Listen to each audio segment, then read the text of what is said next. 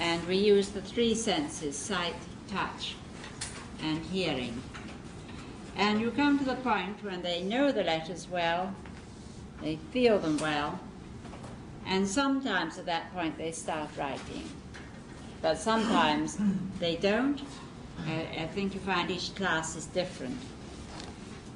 Sometimes you get a child who wants to write single letters, and then I find the best thing is to give him a piece of plain paper, because getting the letters into the right spacing on lines is a little difficult.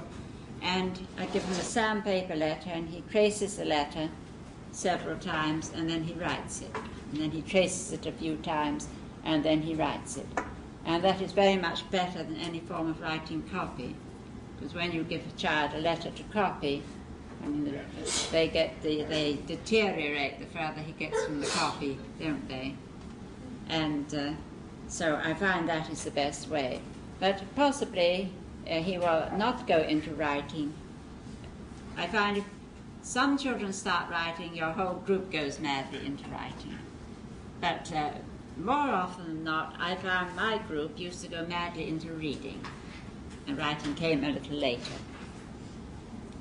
So I think whichever happens, it doesn't matter which happens first.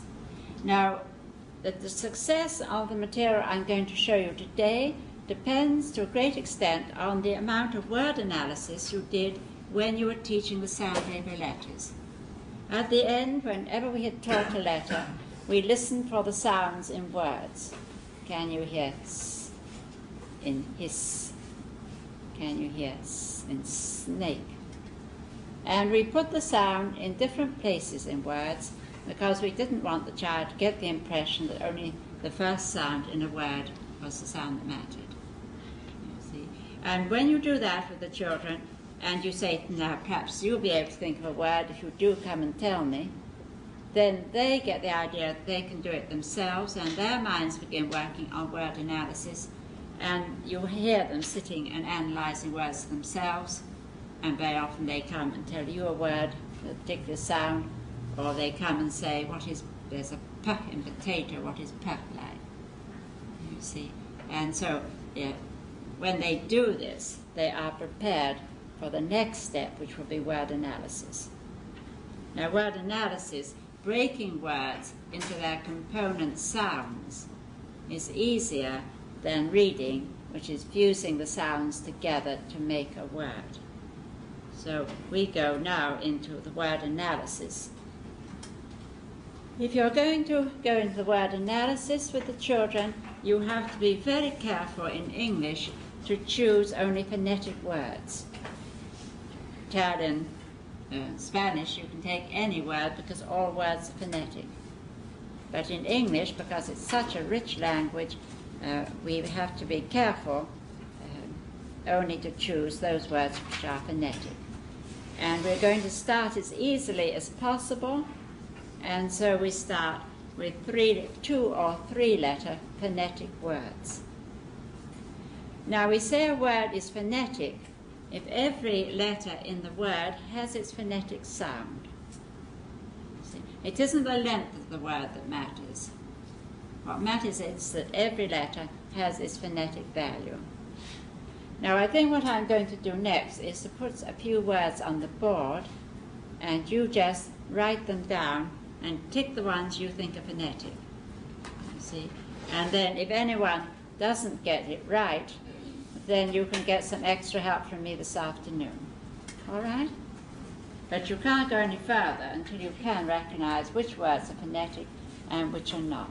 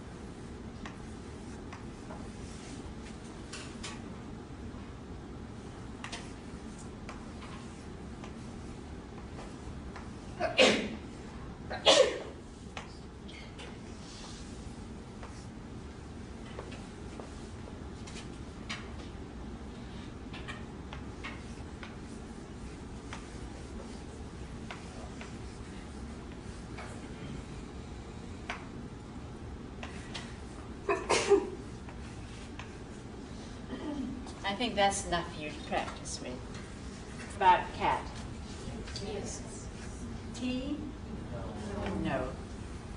That gives one sound, doesn't it? It's one of our phonograms. Sam? Yes. Hop? Yes. Arm? No. No, that's another of our. Bun? Yes. B? No, that's E. And the phonetic sound is F. And when it becomes E, it's nearly always with a roll. Two together make E. E? Ox? Is? No. Well, it's sort of borderline, isn't it? Some of us say it more with a Z sound, and some of us say it more with an S sound. We find the children can manage it very well, and so we put it in with phonetic work. I know it's, some people say it with much more of a Z. You say Z, and I say Z. But I find, so that's a borderline, and we would use it as phonetic. What about two? An egg? Well, here again, you see, it has a phonetic value, egg. But when we have two letters that have the phonetic value, we only say one of them, or we draw them out a little bit. So with the children, again, we would include double letters that have the same sound, that have the phonetic value. And you get very many more words. But you can do what you like about it. We just say to the children, well, just say one of them. Now, ink, yes, and pot.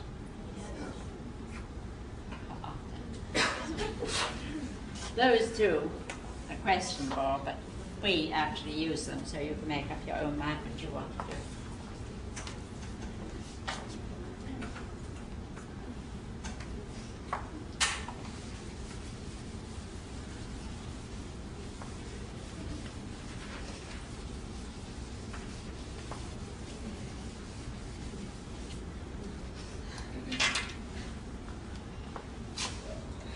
Well, you have to know many phonetic words. Now, the material, remember that the material has to be functional, it has to be attractive, it has to be correct. From the point of view, if it's letters, they must be the letters that we do use in everyday life. They mustn't be fancy letters based on a circle or something like that. And you don't want enormous boxes, so you don't want your letters to be too big. Now here we have a partition box, and it contains the letters of the alphabet cut out in this very strong cardboard. It's sort of very shiny, it keeps clean. And the letters are very well designed, and the small ones and the large ones are in the right proportion to each other. Now the vowels are blue, consonants red. As we go along, you'll see that that is helpful. If we were, it would be nice to have the box in alphabetical order, but if we were to have a box in alphabetical order, it would have to be at least double this size, and then it wouldn't be practical, see, in the classroom. So we have a box with 2 rows of short partitions for the little letters, 2 rows of long partitions for the tall, for long letters, and then 1 row of wide partitions, because we have M and the W are wider, you see. And those 2 extra partitions we keep the dots in one, dots for the J, and the blue dots for the I in the other compartment. Now these are the letters we meet in books. You see the script. The children had the cursive with the sandpaper letters, and now, because they're not feeling these, they can have the script letters. We wouldn't want the cursive ones here. We would want the script ones as a preparation for the ones they're going to meet in the books. I don't find many children have any problem. Because remember that very simple cursive A and the script A, they're practically the same, aren't they? It's just that curve. So it's only a child who is perhaps slightly mentally defective, education is subnormal, or very occasionally you find a child who has any problem. Now, if you have one of these children in your class, perhaps a Downs child, and a very good exercise for them would be you have your large table, you spread all the sandpaper letters out on the large table, and the child does the exercise of placing these letters on the corresponding sandpaper ones. See, he could look for the sandpaper and place this on the space at the side of the letter. So a Downs child or a child who had a low IQ could do that exercise helpfully, but not many children. Very few children need to do that.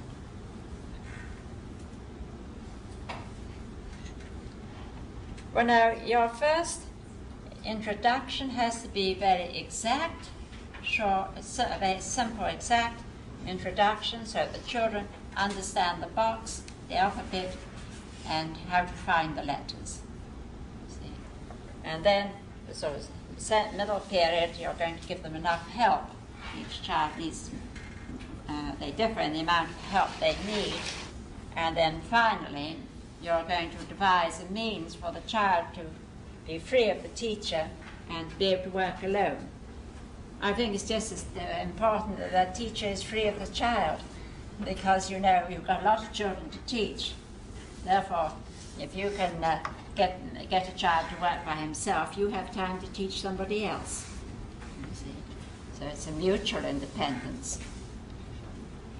We usually use the box on a mat on the floor because it's rather large for the table. And you usually have 2 or 3 children. You hope to have 2 or 3 children who are at this stage, because you will find the work goes very much better if you have more than one child. Because what one child doesn't hear, another child will hear, and you get along very nicely as a small group. You must be careful to see that your children sit where they see the alphabet the right way up. I often go into a school and the teacher has the box very nicely arranged by her, and the children are sitting over there. You see, if you have a group of children, you probably have your 2 or 3 children sitting there, the teacher sits here, but the box faces the children. That's important because if they're going to work with the box upside down, they're going to have reversals.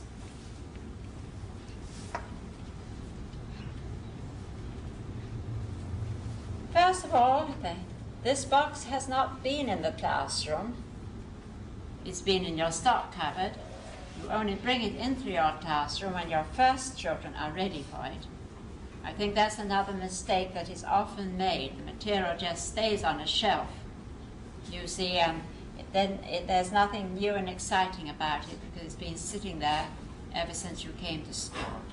So you don't bring it in until your first group of children are ready. So they probably won't have seen it before, your first group won't have. So you let them have a look at it, and then in order to get them used to finding the letters in the script form and to finding the places in the box, you just ask them to find you different letters. Could somebody find That's it. When you find the letter, just put it on the map. Who would like to find T? A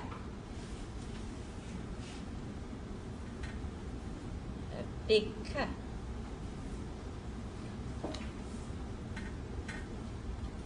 Oh. And the teacher says the sound of the letter, and all the children look for the letter, and whoever sees it first puts it out on the mat. Fine. X.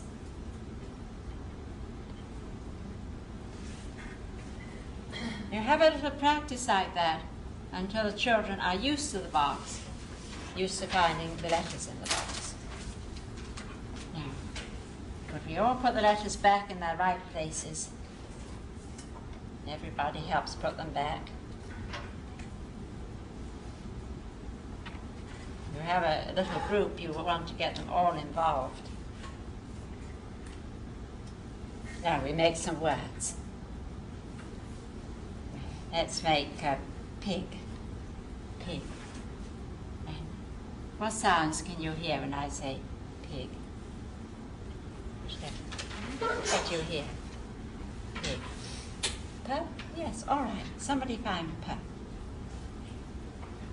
And then the teacher has to show the child where to put it. Put it here. What else do you hear? Pig. Yes, something else? Well, usually they hear, seem to hear the consonants better than the vowels. Probably they'll say G. As long as the sound is in the word, you accept it. Yes? All right, fine, G. Put it here. Now we want one more sound. And the sound in the middle here. Can you hear it? Pig, ig, ig, ig. That's right. Who's going to find ig? Put it here.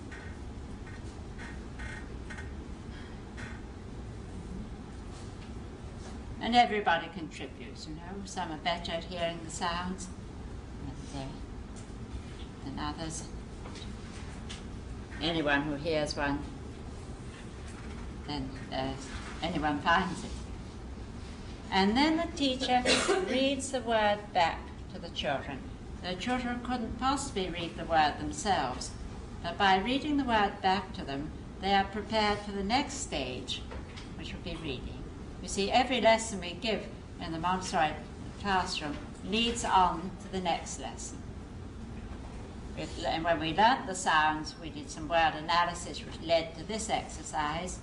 Now with this exercise, the teacher reads the words back to the child, sounding them, fusing the letters together, so that the child is prepared for the next stage later on when he's going to begin reading. So we've made p. Now we'll make hop, hop. Hop, that's right, find it. Yeah, and you point to where you want it placed. Hop. Oh, that's right, find it. Yeah. Hop. Good, yes, fine. Yeah. Now, we made hop, hop. We made pig. We made hop, hop. Now, we'll make dig, dig. Duck, yes. Now this time you don't have to say find it, everybody's looking for it anyway. Dig. Go. All right. Yeah. Now, that sound in the middle. The ig. The ig. Ig, that's it. Ig.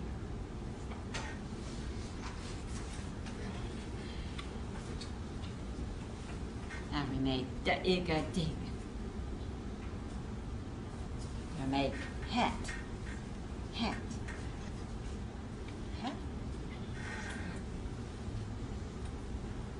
Very soon you don't have to show them any longer where to put the letters, because they very soon realise you've got the words in under each other. Hat. T, t, yes, find it. That's it. H, h, at, hat. Oh. Pa, ig, pig. Hop, hop. The, ig, dig. Ha, at, hat. Now we make sun. And you continue like that, making lots of words. The teacher has to be a little enthusiastic too, you know. And if a child suggests words, you would find that would be impossible, because they would suggest impossible, you know, words would be the problems. So you just say, well, look, I'm going to tell you the words, and you're going to find the letters and make them. So you don't let them take you off into a wilderness of words. They'd say, you know, they'd choose words like aeroplane, and you're better kept to the phonetic words, 3-letter phonetic words, or 2-letter phonetic words, because they would be the easiest. All right? You want to ask something? When you're doing something like that, then you do all 3-letter words. You would put a 2-letter word in, or would you? Yeah, I have said. You If do? you listen just now, I said 3 or 2 letters. Okay. Because I was wondering if you just were doing it to show them the pattern of the... No, no. Oh, no. I'm just keeping to the shortest. There are not many 2-letter phonetic words, especially not many interesting ones, Okay. you see. So 2 or 3 letter. And I'm keeping them to short words because naturally that's very much easier to find the letters in a word like hop than in a longer phonetic word. So you begin as easily as possible. But let's think of a 2-letter word. Ox. Ox, yes, ox. X. Think of another 2-letter word that's phonetic. At and in is not so interesting, I think. In, let's make in, if.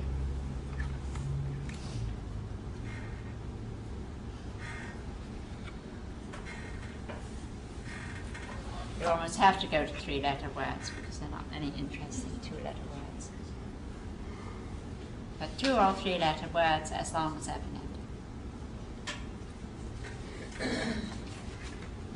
And the work must go fairly quickly so the children feel they can do it, so that if they were sticking over the, what he was thinking of the if in pig, well, you say if.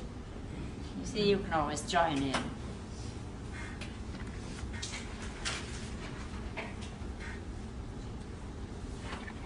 Then again, when you finish, you all have put away.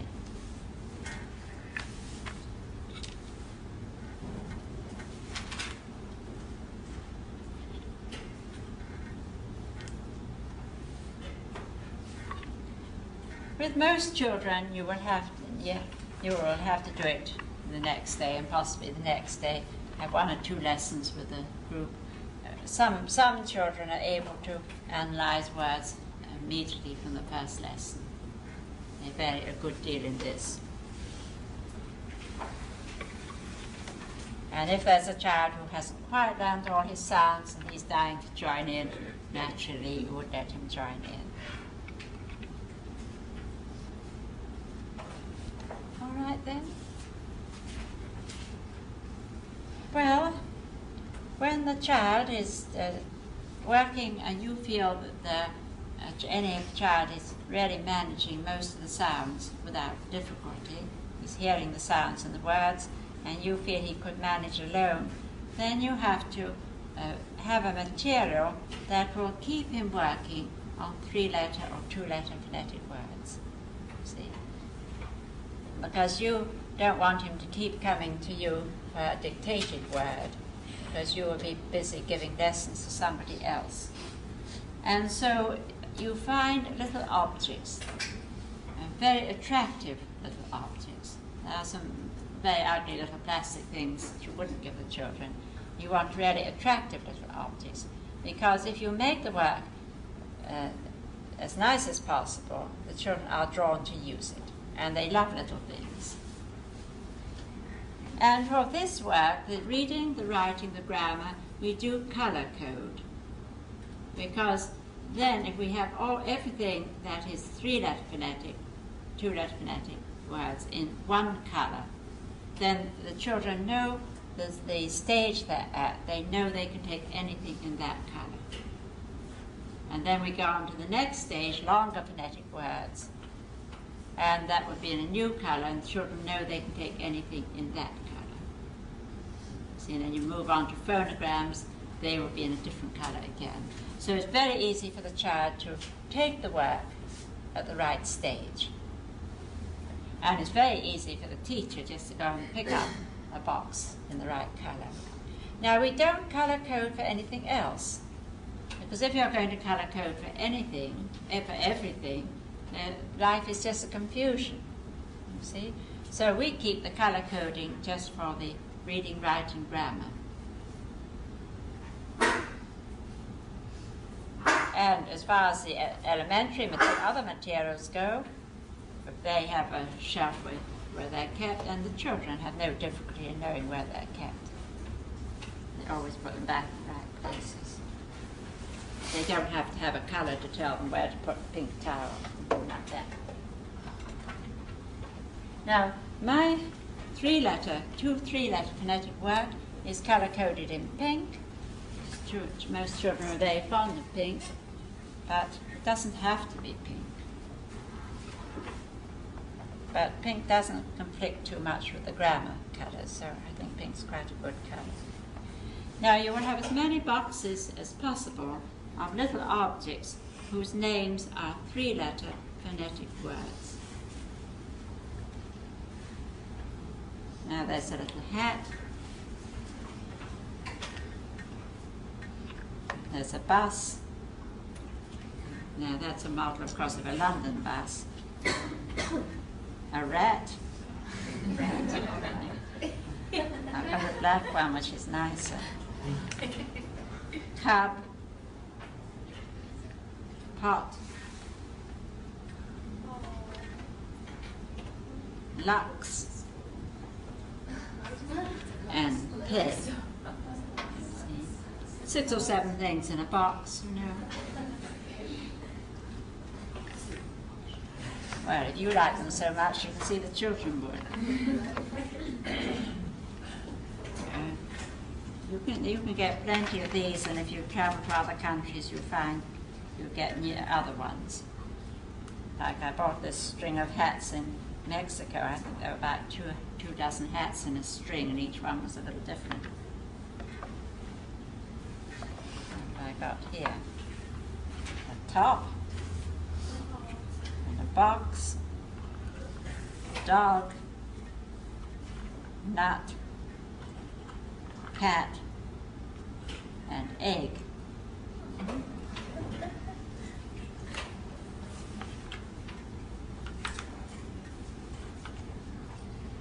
In Carmel, they have lovely little onyx eggs, different colours, you know, made from rocks, and they're only $2 each. They're very nice.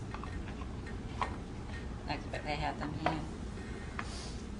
And this one, you see, here we have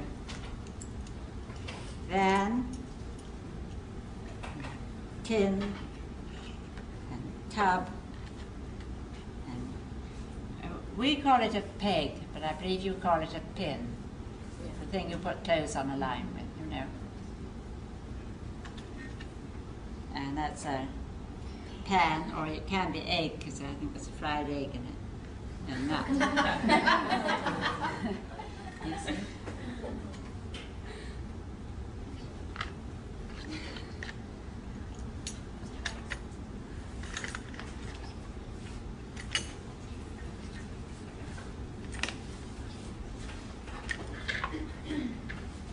Well, these are all kept. You bring as many boxes as you have with the little objects, you bring them in, and there's one shelf ready for your reading materials. It hasn't yet been used for anything else, and you put all those pink boxes, a dozen or however many you have, on the shelf, and you take one to the mat, you can see, and you show the child, put one of the objects, say it's hat. Now, could you make hat? And the child has to put her. And tap. Now you're showing one child, you see. That's right. That's hat, and you've made her at her hat. Now, could you make bus here?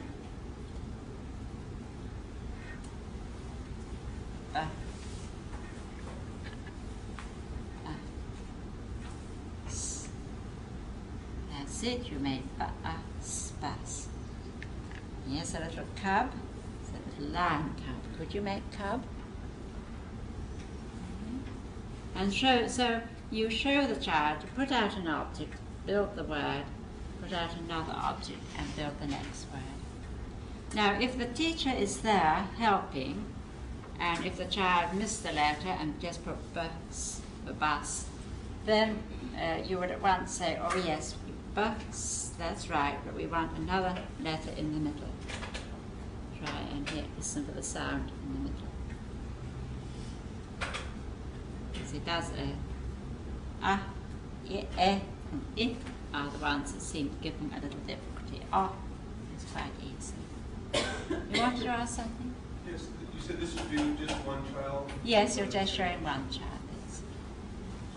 Because once they know how to do the work, they do need to work individually, or with a friend that they choose to, you see. And they must, if they want to work with a friend, they must choose their friend, not somebody that you arbitrarily put with them. You hear people are spending the whole year sharing a desk with someone they can't stand. And they don't love each other any better as time goes on, you know. You choose your own friends. So, now once they have the idea and know how to use it, then you show them all the boxes, and you just say, now, there are all these boxes here, and you can take any ones you like. Take one at a time and make the words. See? So it gives them plenty to practice with.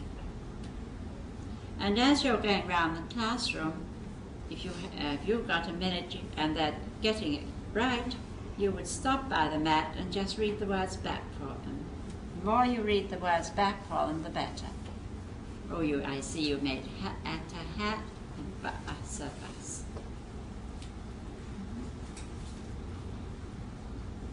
The commonest mistake, you don't want to overcorrect, but then there's a difference between overcorrecting and not correcting at all. See? And we mustn't get the idea that it's wrong to correct a child. In fact, if you went to a teacher to learn and the teacher never corrected you, you would go quite frantic because you couldn't learn without correction. None of us learn without making a lot of mistakes, and we rely on a good teacher to put us right. You see, it's only the way you correct that matters. And teachers used to correct rather rudely. And now, as long as we correct in a positive fashion, we must correct. But we don't have to correct every little mistake, because if you're always dropping down and saying you've left off the up or this or something, then they begin to think they can't do the work. I find the commonest mistake is to leave out vowels. And if you have a child who does that, then it's a good idea to say to that child, you know, every word has a vowel in it. You see? So remember, when you make the word, listen for the vowel and put the vowel in. I think they would know the word vowel and consonant now, because when they do the sandpaper letters, the vowels are on blue, the consonants are on pink. At some point you can tell them the ones on blue are vowels. Or many children ask you why some are pink and why some are blue. And then you say, well, the ones on blue are called vowels, the others are called consonants. So they're just everyday words by this time. That's a help. It's a great help having the vowels in blue, because then you say every word needs a vowel.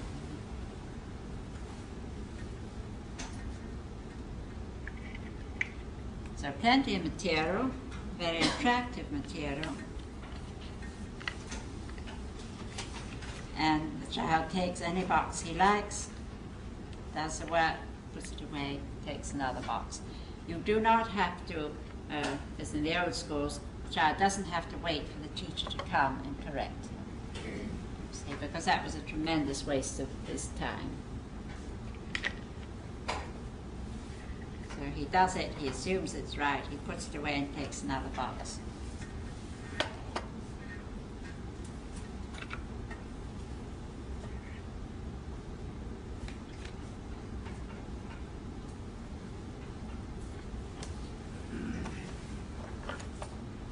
Now, of course, there is a limit to the number of objects you can find, and he does need to work at this for quite a long time. It always seems to me it's the first stages of any new occupation they need so much practice, and then later they can go much more quickly. So now you will have pink boxes, and instead of objects you will have pictures. And the pictures are mounted on pink card And you can cover them with contact so that they will last you more or less forever. In choosing your pictures, you want a picture of the object and nothing else. So it's a bag, a jug, a van.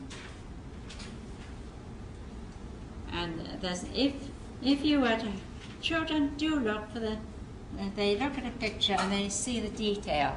They'll often choose the smallest thing in the picture. So that if you had a dog with a plate and there was a bone on the plate, they might build bone instead of dog. You see. So you want to choose your pictures carefully. They use them in the same way, but you don't say to them, this is the same old work all over again. You come in and you say, I've got some new work for you this morning.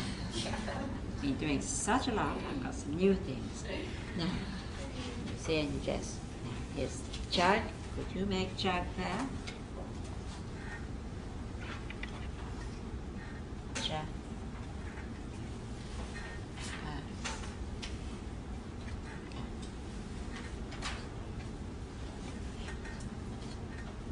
Next picture, then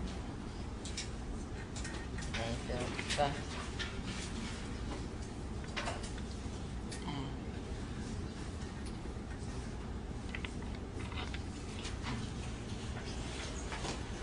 and the next picture, bat.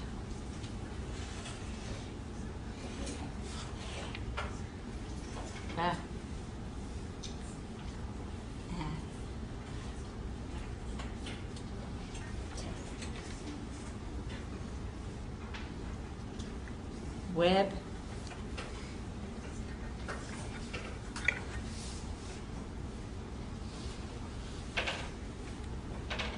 Whatever.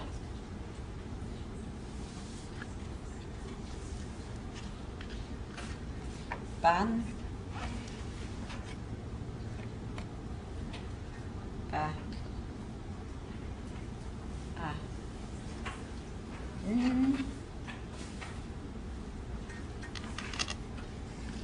Bag. Ba.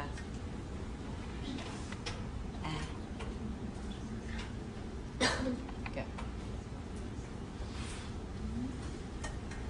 And the child will build the words like that.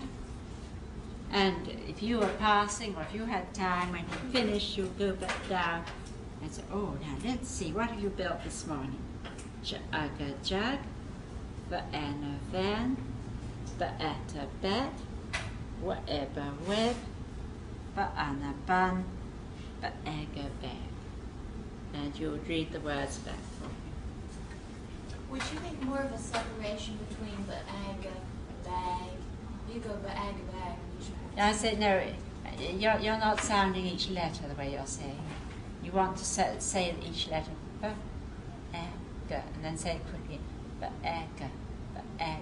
but you must sound each letter. And then you don't say bag. And then leave a separation, a distinct separation between your sounding out and the actual word. You seem to go right into the actual word. Possibly I do, but this is what I find. What I find is that you must separate each letter. You must say each letter. Bag, bag, bag. What I meant was you go bag, you go bag. Oh, well, maybe it's good. I would say it a bit quickly for you, but I do, I think. You know? Chug. What would you do? I think I'd leave a distinct separation between.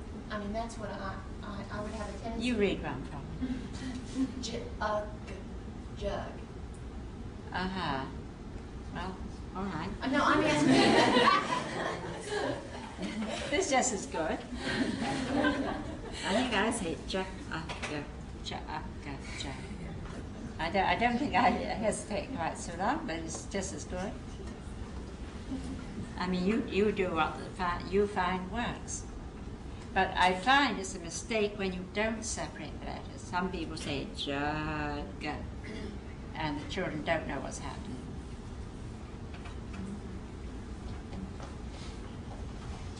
Anybody else got any ideas?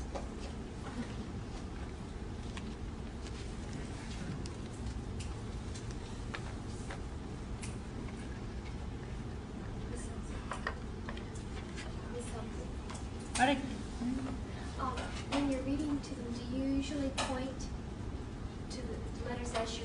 Well, I would be that side next to the child, and I would be probably... I do rather, yes. So he knows I'm reading this word and I'm not reading that. I find myself doing that. It seems like you would reinforce, they can see where your finger going. I'm not, it's not that I'm trying to reinforce anything. I think it's only that I'm making sure he knows which word I'm reading. You know, so he looks at the word that I'm reading. Is the idea of going from an object to a picture to teach a child abstractions? No, the thing is that the objects attract them far more than the pictures. They would, they'd attract us, wouldn't they? Yeah, So therefore we start with something very attractive. And when they've worked with those, there's a limit to the number of objects you can get. They need a lot of practice. And therefore, when they've had the objects for a little while, we go to the pictures. You could just as well begin with the pictures, but they're not as attractive. So we give the most attractive thing in the beginning, so they really begin to enjoy the work. See? But they need a lot of practice. And therefore we try to give them the work in more than one way, so that they will work with it long enough, but not get bored with the same things. And once you get onto the pictures, you find you can get 20, 25 boxes, because you can find many pictures. When you first show them the picture, do you say the picture, or do you let them say what the picture is? Wouldn't matter. No, it wouldn't matter. There are things that the children know the names of.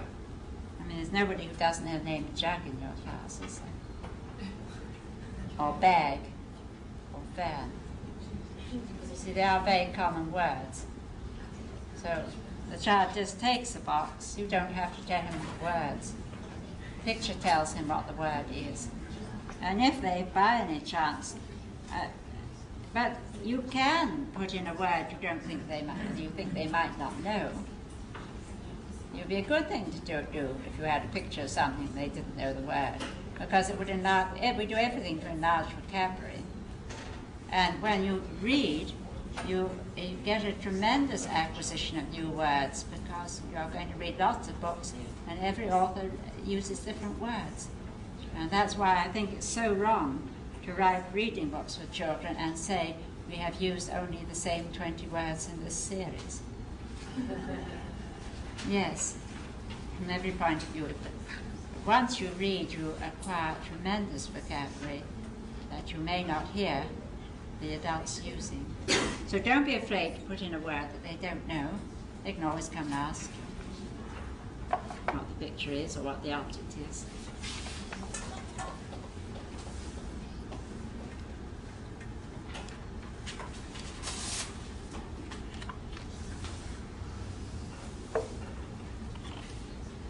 And my picture's an English cricket bat. Well, if I had that here and the child didn't know what it was, there'd be a good opportunity to tell them about somebody else's game, you know. Always enlarge their ideas. Though I see you are beginning to play cricket here. I see some little boys practicing.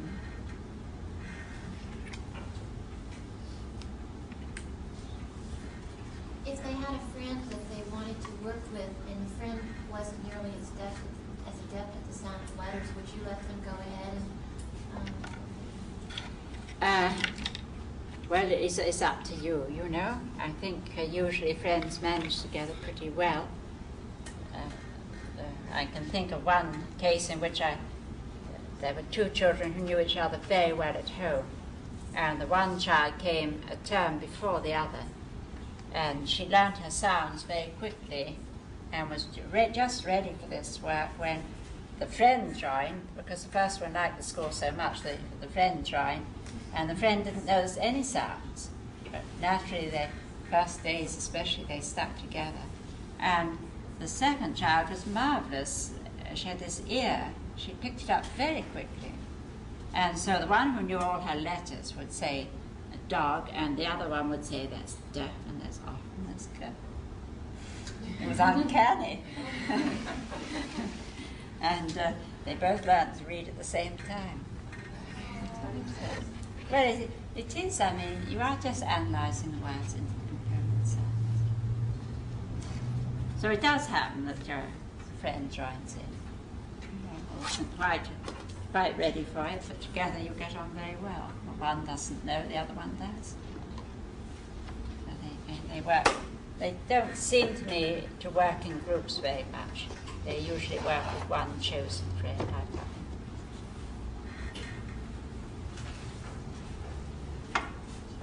What age child? What age child? Well, we started the sandpaper letters at 4, or soon after 4.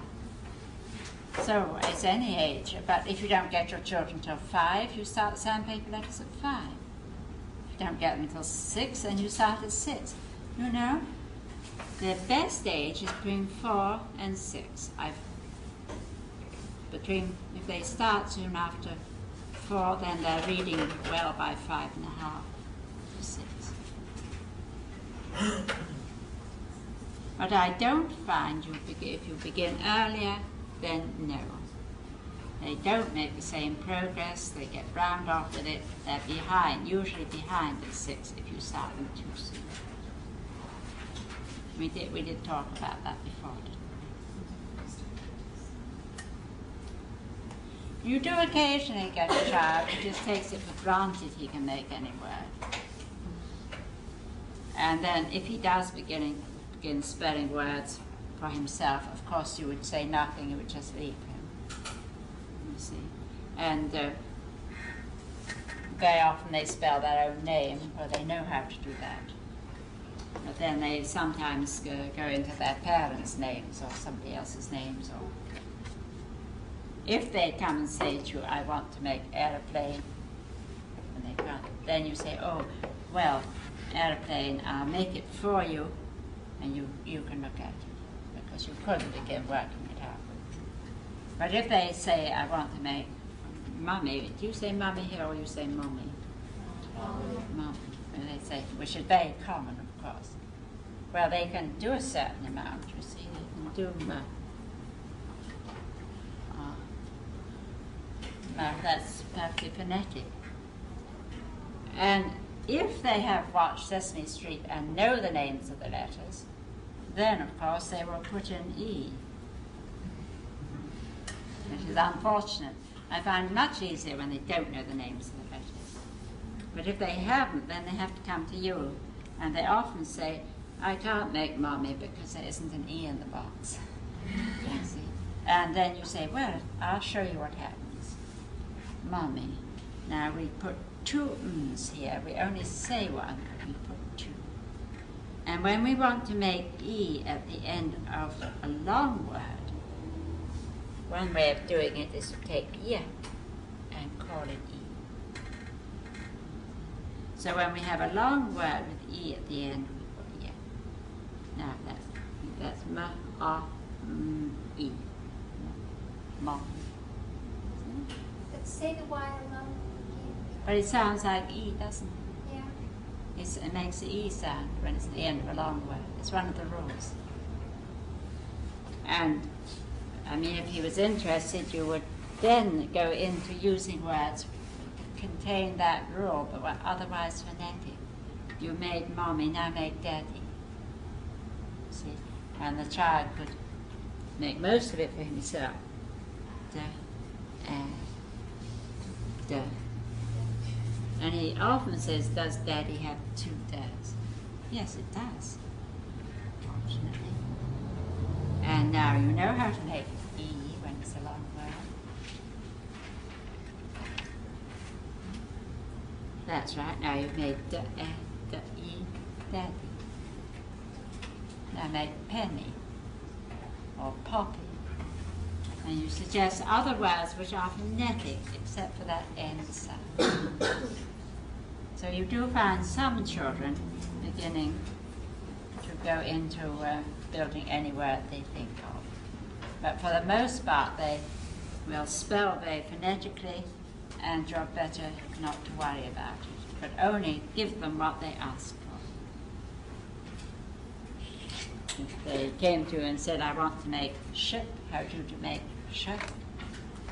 See, then you would say, well, when we want to make ship, we put two letters together. See, we take S and H, and we put them together. And we call them sh. Now, we want to make ship, so that says sh, and you can make the rest by yourself. Sh, if.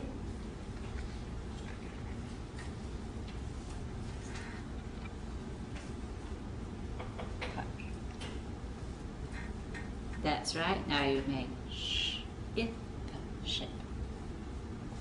You could make fish, fish. And you would suggest other words containing that phonogram, but words which were otherwise phonetic. And if he didn't want to, well, that's all right. So, with a very few children, they do begin going into other words.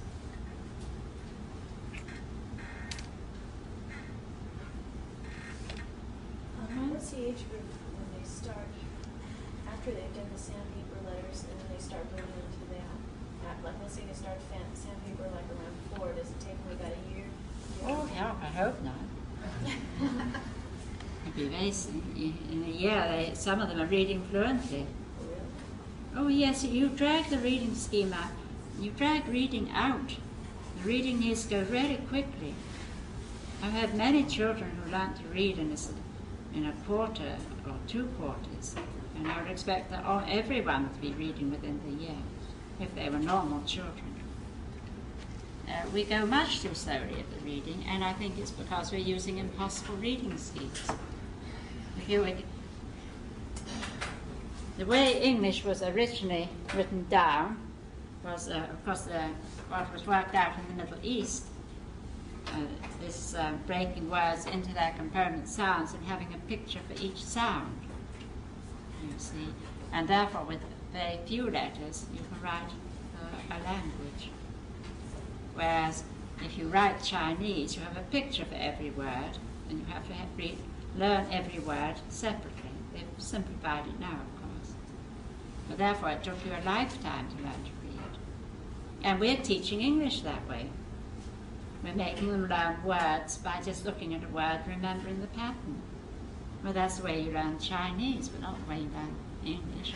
And the result is we have this hopeless reading standard. It's the methods, you see, that are wrong. Actually learning to read in a language like English is fairly quick and easy. I just can't wait to find out what kids do in school. Okay, kids with this background, what do you do in a Montessori school at 10 years old? I was doing the same things I did at 7. And it was just so much repetition. But what do you do in school? Well, between the ages of 6 and 11, you are physically very strong. You're very active. There are no violent changes taking place physically in your physical development.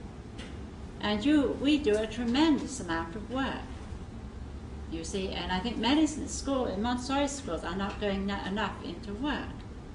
Science experiments, biology, botany, history, you know? Okay. And the teacher gives little short stimulus lectures with the groups, and then there's always material and books for the children to go further in the subject they like best. And then And they, by 11, they really are very knowledgeable. And then in high school, they just keep doing the same thing. No, you'll find at about 11 they go into puberty. And there's violent changes, physical changes. And at this time, they go into an imaginative, dreamy state. You know? Well, you know. It sounds like some of you have these children at home, you see. And it is then that they need to create. They need to create with music and art, whatever's fashionable. At one time it was fashionable, these long crocheted scarves. Everybody crocheted madly, or you get the fancy for making yourself an embroidered blouse, something like a bookcase for your room. You see, and we let them knock off hard work until puberty is over. We do a certain amount, but we let them relax. And we let them do very much more creative work. That's the age for creative work. But we see that they can create because from 3-4 years of age, we have given them the techniques of the basic crafts. So from 3 onwards, they would be learning to sew, they would learn all the plain stitches, how to sew on buttons, to knit, to crochet, carpentry. I think those are the most important crafts, so that when they are 11 and they want to crochet this scarf, they have the skill. And we are not giving our children any skills. And therefore, at 11, you get these hopelessly unhappy, depressed children, because you want to create and you can't. And to have to start learning to crochet when you're really in your head, you've got this beautiful blouse and a crocheted shawl in mind, and you have to begin laboriously learning to do chain stitch. You see? And that's why we're getting all these children who are so dissatisfied. And we will go into craft work that is going to be needed for the rest of your life. You can't make a really lovely home if you can't sew and crochet and knit. See, and we underestimate our children.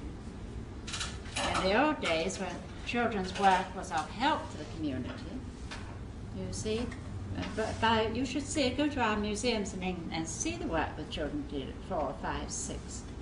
In all our homes we have examples of what our grandparents did. Beautiful samplers, you know.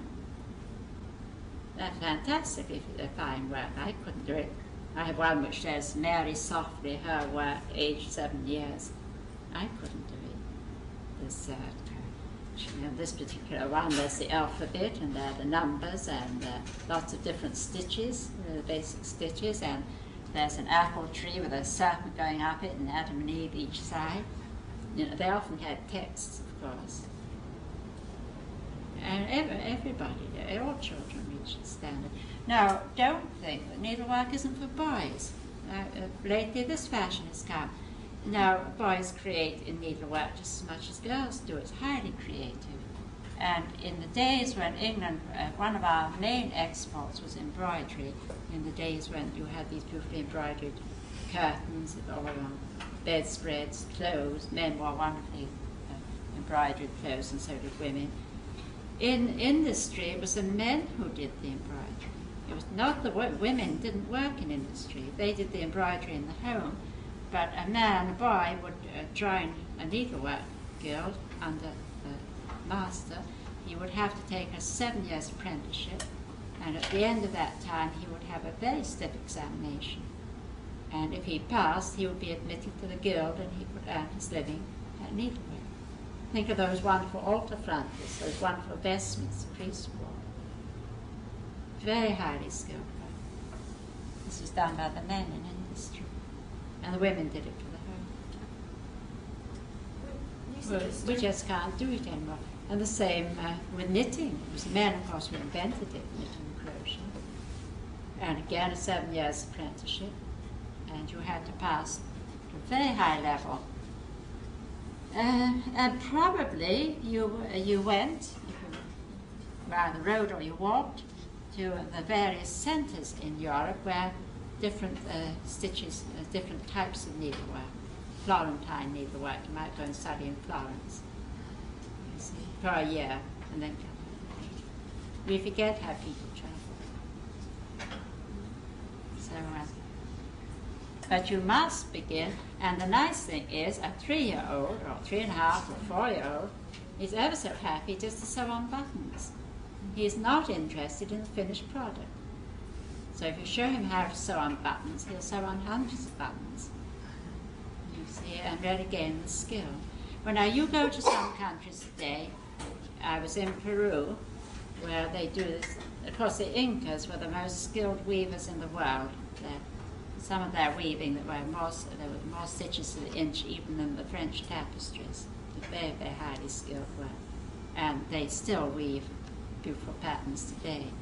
And as they go around, every child has a great bundle of llama wool or sheep wool or so under his arm, a drop spindle, and you see these 4-year-olds just walking along the road, spinning. Yes, for almost any age, they walk and they talk and they automatically spin. So we must start teaching our children techniques. They're not interested in the finished thing. But definitely teaching the right way, and every time you teach them how to hold a tool, you teach the right way and the right use. Building those 3-letter words, phonetic words, well, then you would give them that same material again for longer phonetic words. We had the boxes of objects, and now the words can be of any length, but they still have to be phonetic.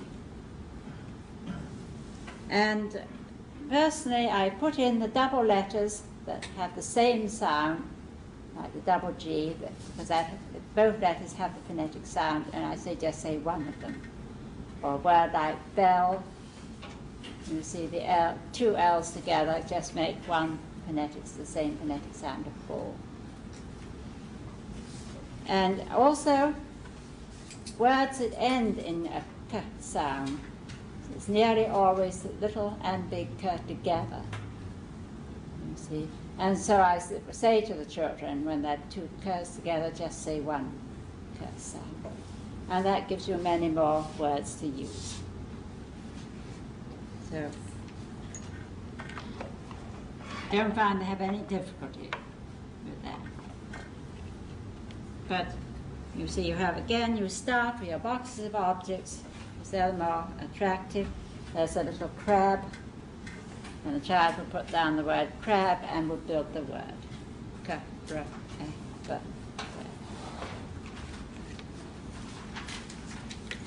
Flag,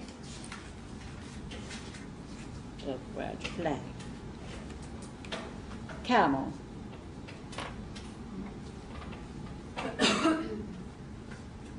Block. The bell. And I think here we have a difference of vocabulary. But these are the things, we call them prams, P-R-A-M, I think what you call them. Well, your word won't do. But with us, it's the next nice phonetic word. Are you still repeating like you'd say? No, you don't. No, you just give the child the box, and you say, you've been doing such a lot of work now. I've got some new boxes for you, and use the same way. So you just tell him to put an object out and make the word. Doesn't really need a lesson. And now you bring in as many boxes of objects. The names are phonetic words, and the child now knows he can take anything in that color. I had pink for my short phonetic, I have blue for my longer phonetic. So he knows he can take anything that's in blue. And when he's used those for a certain time, he's getting on well, then again you have the pictures mounted on blue card, kept in blue boxes, and the words are longer phonetic words, like cross, kitten, robin, because our robin's different to your robin, parrot, see, lock, camel. Any pictures with phonetic names, and he just puts out the picture and builds the word. So he gets practice with these longer phonetic words. And occasionally, if you happen to notice that he spells parrot, like with one R, you would tell him. Yes, you just stop at his, you can decide to or not, but you can stop at his math and tell him, so you're telling him something very interesting. You know, parrot, we only say one R, but we always put two. See, or bell. He's bound to spell it with only one L, see, so you stop and you say, now bell, we put two L's. We only say one, but we always put two. And of course, in old spelling, you'll find it was spelled B-E-double-L-E. And pronunciation has changed, we don't know